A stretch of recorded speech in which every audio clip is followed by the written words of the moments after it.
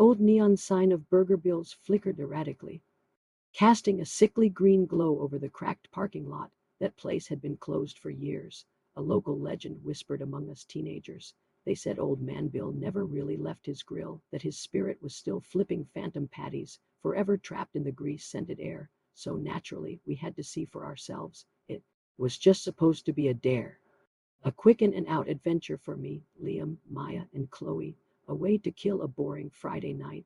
Liam, ever the brave leader, jimmied the lock on the back door with a credit card. The groan of rusty hinges was the first sound to break the dead silence of the night, and it felt like the building itself was moaning in protest.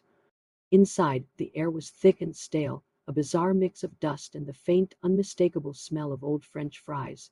Moonlight streamed through grimy windows, illuminating dust-covered tables and booths with torn red vinyl seats. It was creepy, but still just an abandoned restaurant for about 5 minutes. That's when we heard it, a soft, rhythmic scraping sound coming from the kitchen. Scrape, pause. Scrape, we froze, exchanging wide-eyed glances. Liam, trying to be cool, whispered, "Probably just rats." But we all knew rats didn't sound like a metal spatula on a flat-top grill. I pulled out my phone, its flashlight beam cutting through the darkness. We crept towards the kitchen, our footsteps ridiculously loud on the grimy checkered floor. The scraping stopped the moment my light hit the kitchen doorway. The stainless steel counters were coated in a layer of grime, but the grill was weirdly clean in one spot, right in the center, as if someone had just wiped it down. My heart started hammering against my ribs. "Okay, this is getting a little too real," Chloe whispered, her voice trembling. "Maybe we should go." Before any of us could agree, a clatter from the walk-in freezer made us all jump. The heavy metal door, which had been slightly ajar, swung shut with a deafening thud that echoed through the entire building. Panic set in. We sprinted for the back door we came through, but it wouldn't budge. It was like it was sealed shut. We were trapped.